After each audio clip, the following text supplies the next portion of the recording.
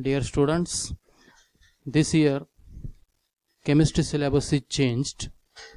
There are altogether 16 chapters in chemistry: solid state, solutions, ionic equilibria, chemical thermodynamics, electrochemistry, chemical kinetics. These are the 6 chapters from physical chemistry.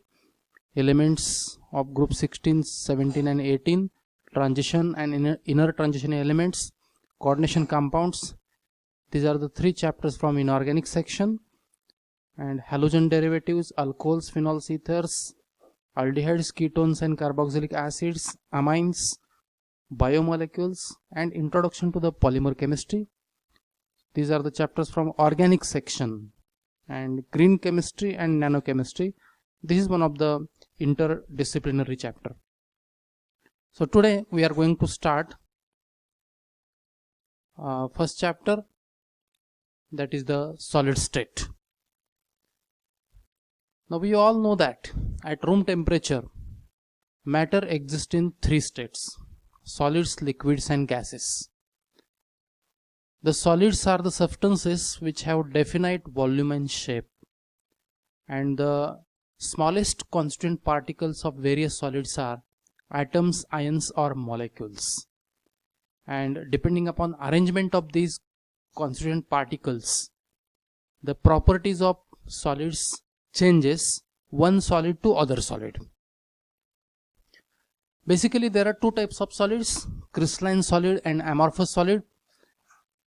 In case of crystalline solid, constituent particles are orderly arranged. You can see in this diagram, cations and anions are arranged in a specific manner, whereas in case of amorphous solids, particles are randomly arranged. Crystalline solids have sharp melting point, whereas amorphous solids have no sharp melting point. Crystalline solids are anisotropic. What do you mean by anisotropy? When the properties, physical properties like electrical conductance, refractive index, thermal expansion, when these physical properties have different values in different directions, then we say that the particular solid or crystal is anisotropic. So this anisotropy, it is shown by crystalline solids, but amorphous solids are non-anisotropic or isotropic.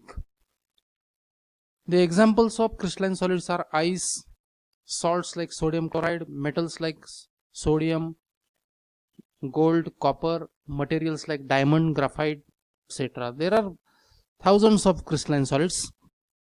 The examples of amorphous solids are supercooled liquids or pseudo solids like coal tar, glass, plastic, rubber, butter, etc.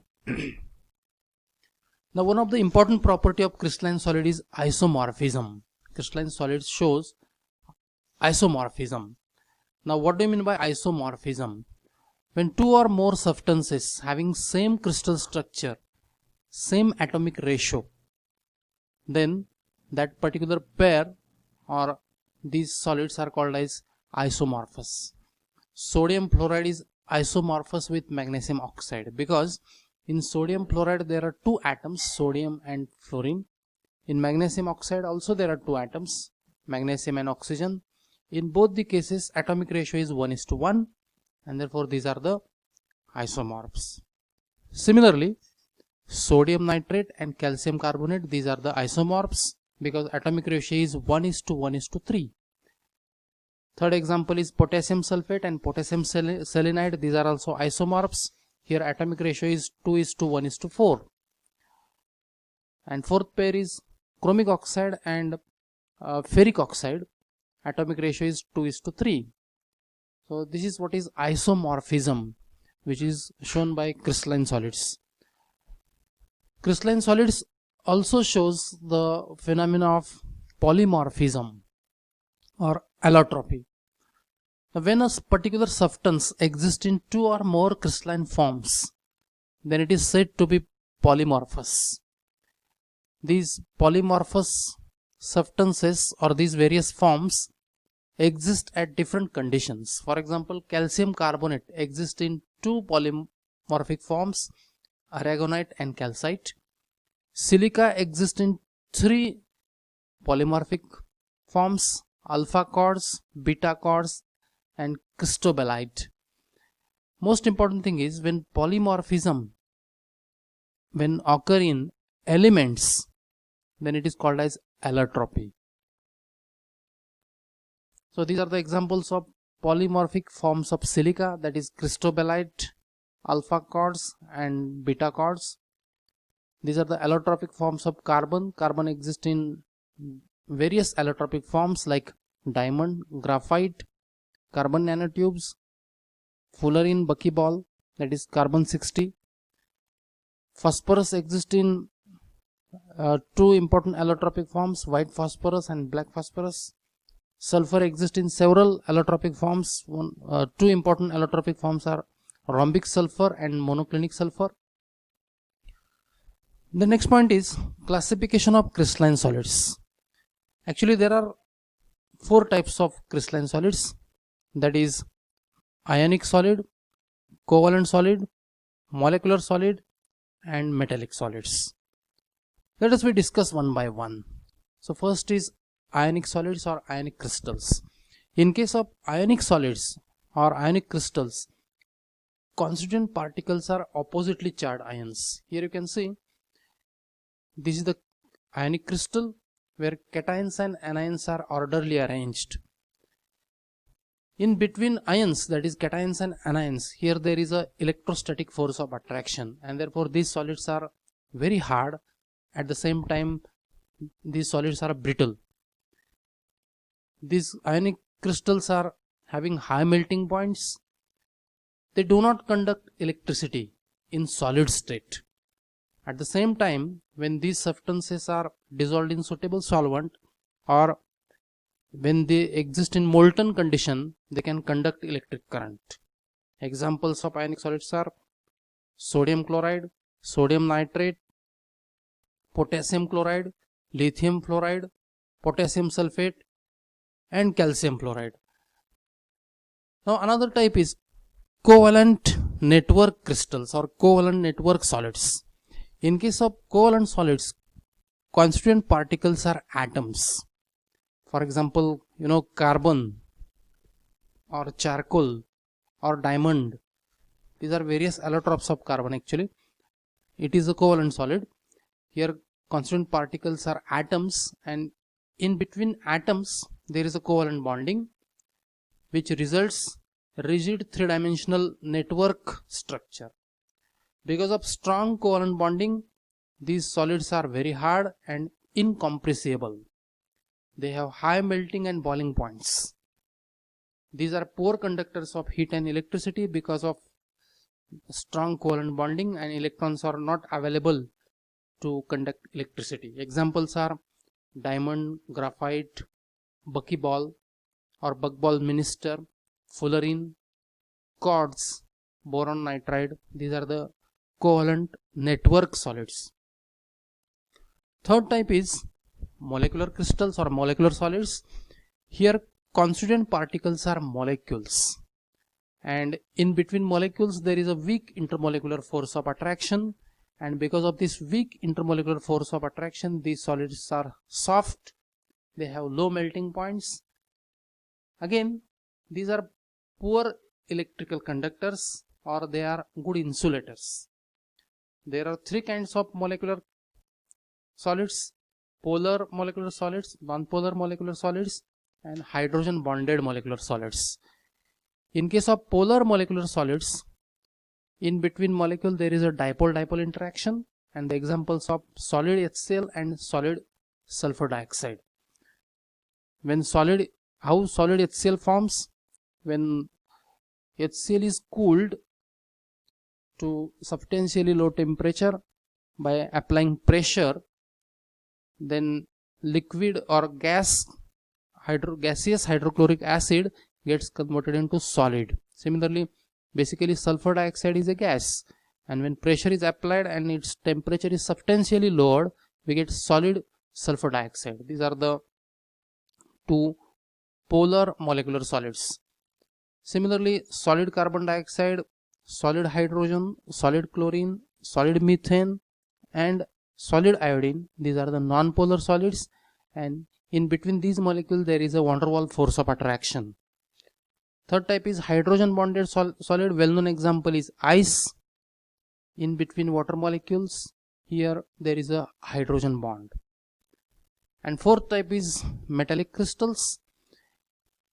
In metallic solids, the constituent particles are the atoms of the same metallic element. And how there is a force of attraction between two neutral metal atoms, actually electrons are responsible to bind metal atoms together.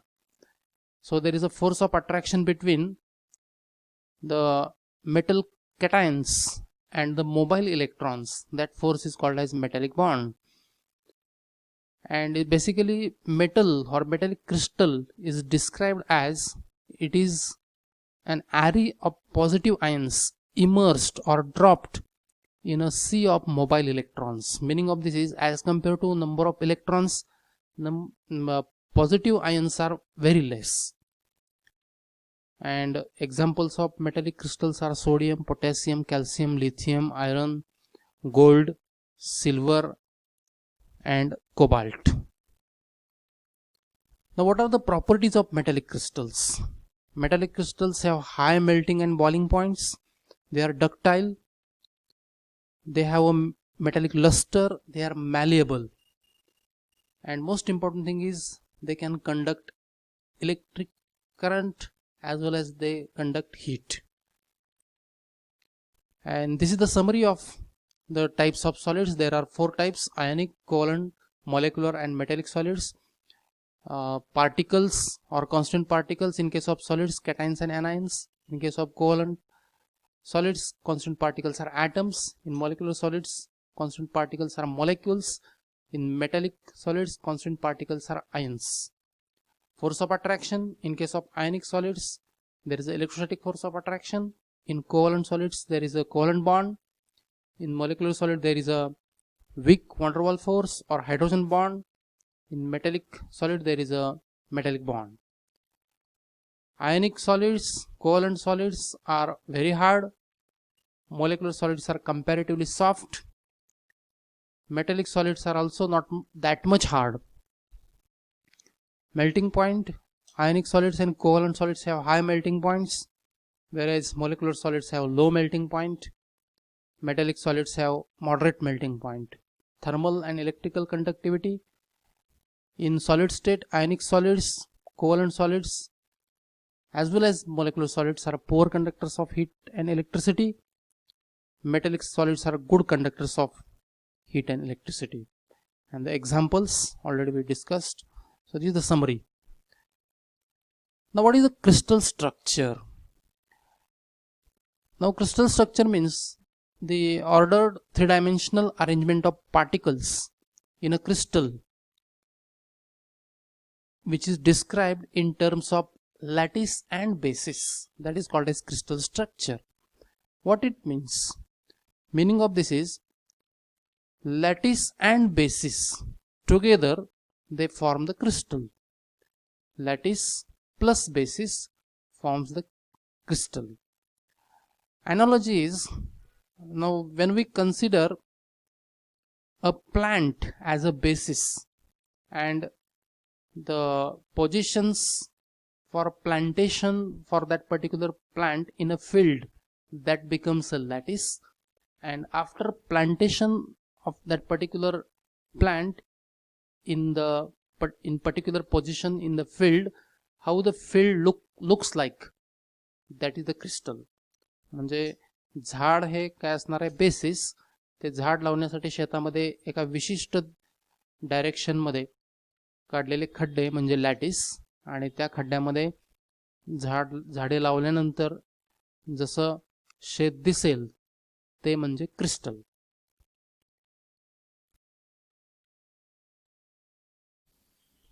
Now next point is, what do you mean by crystal lattice and basis?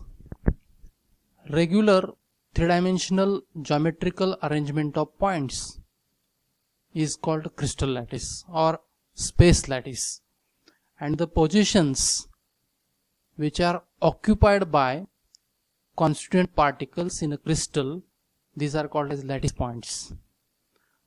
Whereas the atoms or group of atoms associated with lattice points, these are called bases.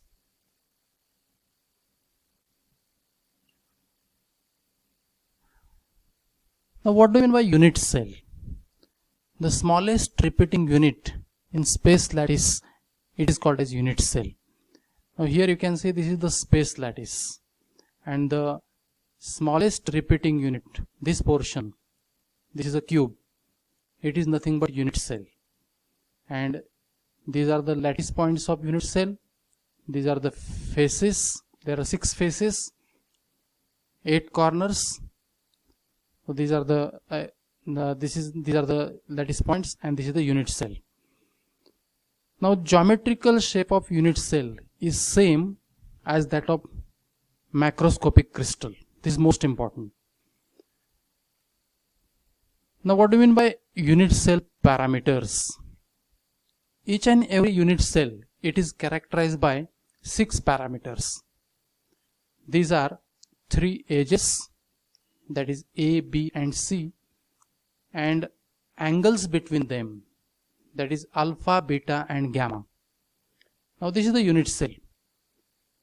Now this is the one edge, that is A, this is B and this is C. Now parallel to this C, all the edges are C only. Now parallel to B, this is also B. Now parallel to A, all the edges are A. Now angle between A and B, this is gamma. Angle between B and C, this is alpha, always alpha. And angle between A and C, this is beta. There are 4 types of unit cells: primitive or simple unit cell, body centered unit cell, face centered unit cell, and base centered or end centered unit cell. So this is the simple unit cell. In case of simple unit cell, lattice points or atoms or particles occupy only corners. This is the simple or primitive unit cell. In case of face centered unit cell, lattice points occupy 8 corners like this, as well as there is an atom at the center of each face. There are 6 faces and atoms occupy 6 faces: 1, 2, 3, 4, 5 and 6. In case of body centered unit cell, in addition to corner atoms, there is a one atom at the center of unit cell. In case of end centered unit cell, in addition to corner atoms, there is a one atom at the center of top face and one atom at the center of bottom face. These are the 2 end faces, and therefore this type of unit cell, it is called as end centered unit cell. Now something detail about the primitive or simple unit cell. In case of simple or primitive unit cell, constituent particles occupy corners of the unit cell, and effective number of atoms present in the unit cell we can calculate like this. There are 8 corners and contribution of corner atom is 1/8.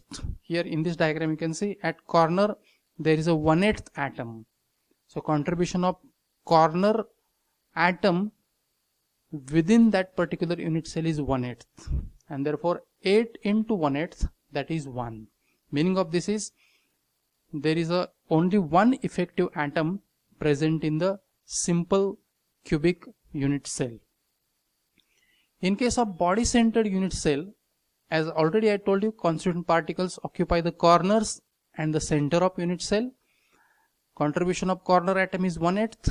There are 8 corners, so 1/8 into 8, that is 1, and there is one entire atom present at the center of unit cell. Its contribution is 100%, that is 1, and therefore 1 plus 1, that is 2. There are 2 atoms, effective atoms present in the body centered unit cell. Now third type is face centered unit cell. Constituent particles occupy corners and center of each faces. Already I told you. Number of atoms, how we calculate? There are 8 corners and altogether 8 into 1/8, that is 1. And there are 6 faces. Contribution of face atom is half, and therefore 6 into half, that is 3. So 1 plus 3, that is 4. So total 4 atoms present in face centered unit cell. In case of base centered or end centered unit cell, as constituent particles occupy corners and the 2 end faces, we can calculate the number of atoms like this: 8 into 1/8, that is for corner atoms, that is equal to 1, plus 2 into half, because contribution of face atom is half. There are 2 faces containing atoms, and therefore 2 into half, that is 1. So 1 plus 1, that is equal to 2. So contribution or total number of atoms present in end centered unit cell, that is equal to 2. Now next point is crystal system. Now depending upon lattice parameters, there are 7 crystal systems. So all types of solids exist in these 7 crystal systems, and there are 14 Bravais lattices. Now 7 crystal systems are cubic system, orthorhombic crystal system, tetragonal, monoclinic, rhombohedral, triclinic, and hexagonal. Now cubic crystal system exists in 3 unit cells, that is simple cubic, body centered cubic, and face centered cubic. These are the 3 Bravais lattices. Orthorhombic crystal system exists in 4 types of unit cells: simple, body centered, face centered, and end centered. Similarly, tetragonal exists in 4 types of unit cells: simple and body centered. Similarly, monoclinic also exists in 2 types of unit cells: simple and end centered. Orthorhombic, triclinic, and hexagonal exist in simple system only, and each crystal system contain 1 Bravais lattice each. So when we count these total Bravais lattices, it comes 14. So altogether there are 14 Bravais lattices and 7 crystal systems. And these are the geometrical arrangements of these various Bravais lattices. This is for cubic system, orthorhombic, tetragonal, monoclinic, rhombohedral, triclinic, and hexagonal. Now one important cubic crystal system is the cubic system. In case of cubic system, the lattice parameters are A is equal to B is equal to C. It means all the edges are same. A is equal to B is equal to C, and alpha is equal to beta is equal to gamma, that is equal to 90 degree. So angles between each and every edge is also same, that is 90 degree. So these are the lattice parameters for cubic system. There are 3 kinds of unit cells in cubic system: simple cubic system, body centered cubic system, and face centered cubic system. Now here you can see this is the simple cubic system, this is body centered cubic system, and face centered cubic system. Now this table gives idea about the number of atoms present in simple cubic, that is 1. Already we explained how it comes. Then body centered cubic, there are 2 atoms, and in face centered cubic system there are 4 atoms. Next point is packing of particles in crystal system. Now how crystal forms, that we are going to discuss step by step. There are 3 axes, X, Y, and Z. Now when packing is along the only one axis, like say for example along the X axis, that becomes packing in one dimension. So first point is close packing in one dimension. Now here you can see the spheres or atoms or particles, these are arranged in one direction only, that is along the x-axis. For example, this type of arrangement is called as packing in one dimension. Coordination number of each sphere is 2. What it means? Each and every sphere is in contact with two adjacent spheres. For example, if you look at this sphere, adjacent to this there are two spheres. To the left side there is one sphere or atom, and to the right side there is one sphere or atom. So coordination number of each and every sphere, it is 2. Now close packing in two dimensions. Now we are going to consider two axes. Now the first type under this close packing in two dimension, that is square close packing. How it forms? Now suppose there is an arrangement of sphere along the x-axis like this. Consider this bottom layer, and exactly same layer, suppose it is arranged above the first layer. This is also A type layer.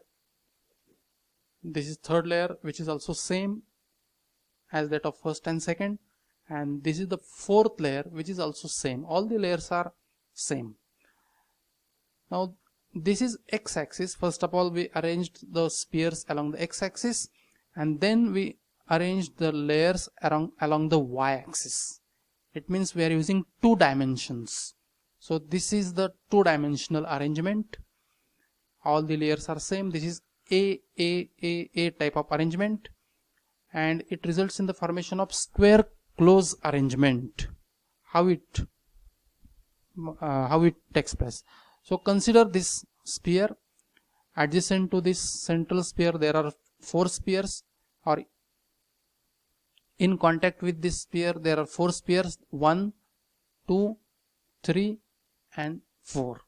Now when we join the centers of these four spheres, it results the square. This is the square, and therefore this is square close packing. Now in this arrangement 52.4% space is occupied, and coordination number is 4. It means each atom or each sphere is in contact with 4 atoms, 1, 2, 3 and 4. Every sphere is in contact with 4 other spheres, and therefore coordination number is 4. Now second arrangement, that is hexagonal close packing. Again you consider two dimensions. First of all, consider this A layer, which is arranged along the x-axis. Now consider the B layer, which is different than the A. Then third layer, which is same as that of first, and therefore that is also A. This is A, and this is the fourth layer, which is similar to the second layer. So this type of arrangement is A B arrangement. Alternate layers are same, and arrangement is in two dimension. This is along the x-axis, and this is along the y-axis. Now consider any sphere. Adjacent to that sphere there are 6 spheres, 1, 2, 3, 4, 5 and 6, and therefore coordination number of each and every sphere is 6. So this arrangement is AB type of arrangement. 60.4% space is occupied, coordination number is 6, and this is the efficient packing as compared to square close packing. Now third packing, that is close packing in 3 dimension. Now we are using third axis also, that is Z axis. First arrangement, stacking of square close packed layers, that is A type of 3-dimensional arrangement. Again you consider the bottom layer. This is along the, these spheres are arranged along the x-axis and then along the y